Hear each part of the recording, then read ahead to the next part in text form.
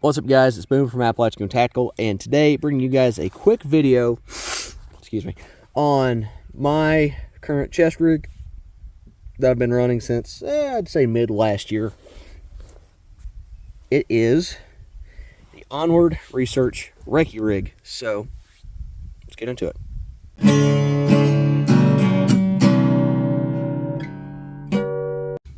Okay, guys, so before we get into this video, I do want to apologize if I'm got the sniffles from hell, whatever. This allergy season in southern Appalachia has been hell for the past month, going on 2 months, because it's actually happened, started mid-March and just proceeded to get somewhat worse down the road. But I will persevere and I will survive. So anyways, just getting into it. This is the Onward Recce rig. I'm not going to go into the whole, I'm not going to do a whole fucking review on it, just because I ain't got time for that. But at some point, I do need to make time for that. Anyways, Recce, why did I go with it? Well, it is kind of bridging the gap between a full-on battle chest rig, like a TAPS rig, and a Haley Strategics rig, or whichever micro rig you can think of, like a Mayflower, Blue Forest Gear, 10-speed, it doesn't matter. Any of those micro rigs and the giant rigs that you see typically out there, every Instagram post, basement operator, prepared citizen, whatever, whoever runs what, you know. Now, in my area, how many prepared citizens are going to be running like $500 chest rigs? I don't know. Yeah, I honestly, God, have no idea. Probably a lot of them will be running surplus, or maybe something like this.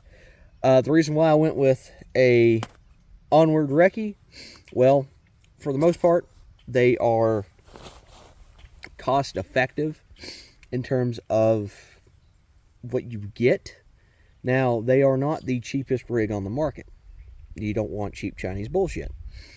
However, they are not the most expensive. I went with a good middle-of-the-road option that I knew was going to be solid, simple, and get the job done. Just like my rifle that I just made a video on. It has 4 mag cells for 2 mags each, so you have a fighting load of 8 mags. Just on this rig alone, just out of the box, slap the harness on, 8 mags, which is more than what I was initially carrying. And honestly, I think it's a lighter rig. Well, I know it's a lighter rig because you have less, or I have less shit on this rig than what I did with the TAPS rig prior. I downsized the radio, IFAC. I kind of just stripped out all the unneeded shit, went down to basics, and got a dangler here for other odd and end stuff to keep the bulk down as well, with my tourniquet, which I might move over to that pouch, but for just rapid deployment, just keep this right here for the time being. If not, run 2. 2 is 1, 1 is none. That's just my philosophy. But yep, got all 4 cells loaded up with some good old GI mags with the Magpul Ranger plates for added accessibility and yoinking points out of the pouch. Nothing fancy there. Load up the green tip. Same shit, different day. Moving over. Now, I will probably get shit on for this, but I do not give a flying fuck. If you don't like it, that's fine. You don't have to do this. If you want to say something smart, just don't even waste your fucking energy. Just go make somebody else's life miserable. You know, just like, leave me the fuck alone, let me do what I'm going to do, and go fuck off elsewhere. Anyways, over here, before I get too off track, the Baofeng DM32 UV. Oh, that's a mouthful sometimes. But it is a DMR radio and also a analog, which it's a hybrid. You can run DMR frequencies and also analog frequencies. Now, me being simple and monkey brain go, hoo, hoo, hoo, I run analog, but that's perfectly fine. And honestly, out of everybody in my group that has radios, nobody has a DMR. Nobody has a DMR. They just are like, hey, we need comms. We need something simple, fucking basic. I'm like, okay, cool. Baofeng or GMRS, ham, whatever. Run it. Then if we need to communicate any other way, we'll go fucking, old school, I guess. Thinking outside the box. Or run a mesh-tastic. But got that over here in a Templar gear pouch. Got my cable for the push talk, or the mic, ran up underneath the radio with the little bungee on the side of the pouch, up to the H harness chilling out up here. Then underneath the radio pouch, I've got a flatline Fiberco dump pouch. It's about called a dangler. This isn't a dangler. Well, technically it is, technically it isn't. I guess, I don't know. But that just hangs out over here on this side of the chest rig.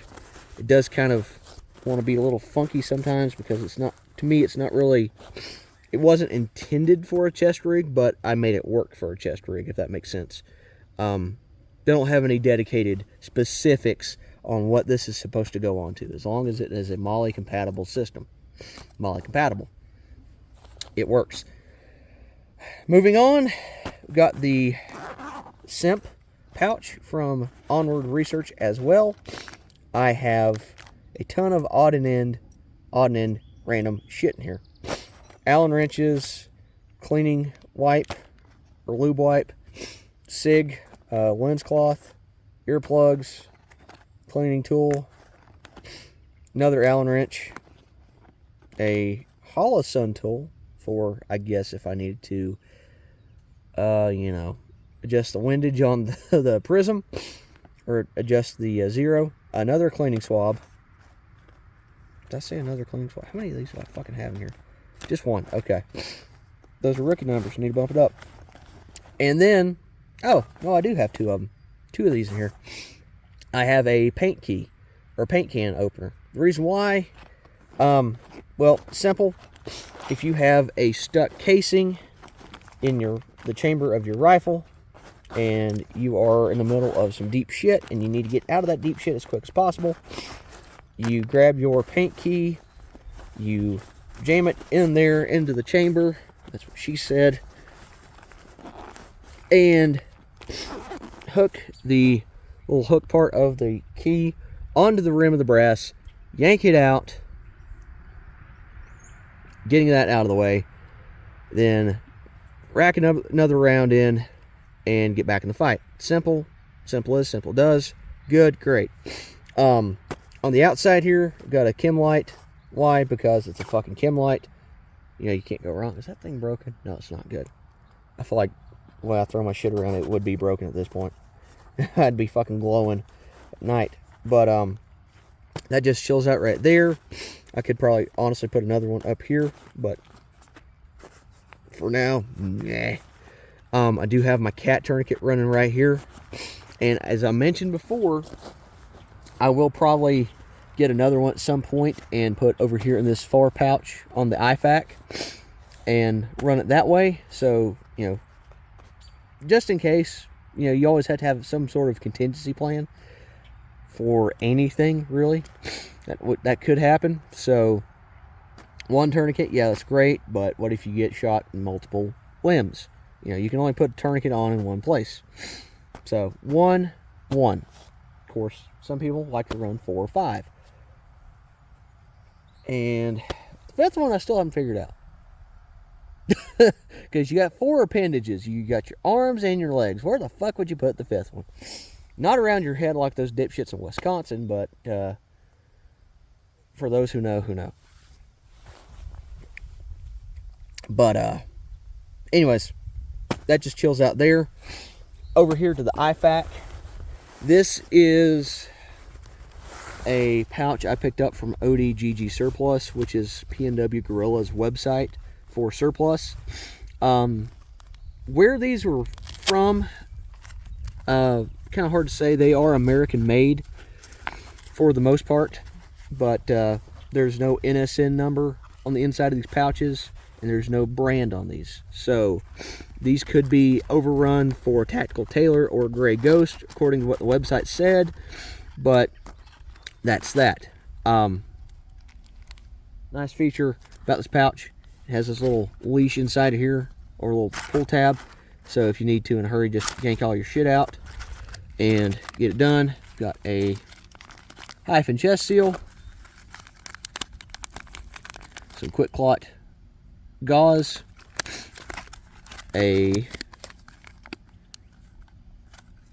forget it, Israeli bandage, and a pair of gloves, and then I've got my shears over here on the side.